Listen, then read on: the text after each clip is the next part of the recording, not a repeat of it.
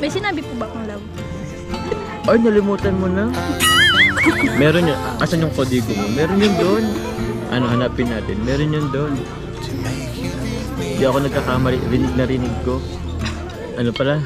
Tsaka, pasensya na pala kanina. Grabe. Kinabahan ako kanina. Inatake ulit ako nung anxiety ko. Kasi yun nga, medyo kawan ako pag maraming tao. Yun. Ang dami ko pa naman gustong sabihin. Ang dami kong gustong iparating sa'yo. Pero naunahan niya ako ng kaba. Siguro, mas maganda kung kahit tayo na lang. Alam ba yung gusto ko sanang sabihin? Kasi, niya kasi ko kila Kuya Wal, andito sila, si Kalate Edna. Bago pa naman sabihin na Baka naman, tapos ko yung ibang kakong baka naman sagutin mo na ako. Actually, yung nagsisimula ka ng magsalita, kinakabahan ako.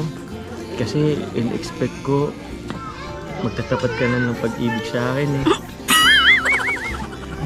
Akala ko yun na yun. Alam mo, Jomar, hindi tayo pwedeng mag-decide kapag masyado tayo masaya. Pwede ba yun? Kagaya ngayon, nagsiselebrate tayo ng ribbon cutting bago namin bahay. Huwag tayong pabigla-bigla. Grabe naman. Paano yun? Yung pa naman na-expect ko kanina. Akala ko nga baka mabigla kang magtapat ka na agad. May tamang panahon po para dyan. Hindi ba, kagaya po ng sabi ko kanina, sabi ko, huwag kayong mapagod, huwag kayong sumuko. Hindi naman ako napapagod eh. Hindi naman ako sumusuko. Nag-update lang naman. Kailan ba? Ba't po ba parating yung kung kinukulit? Siyempre. Kasi alam mo, ang dami kong gustong gawin pag naging, official na tayo.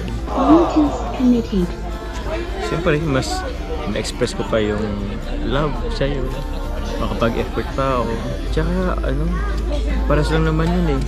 Sagutin mo man ako, hindi pa rin matatapos yung paniligaw ko. Tuloy-tuloy lang yun. Di ba nga, sabi ko nga kanina sa kanta, kahit maputi ng buhok ko. Habang buhay na yun, hanggang sa pagtanda natin, liligawan pa rin kita. Swagger down the street with your red lips and funky beat. You better hold your head up to the sky. I'm gonna roll with you till the day I die.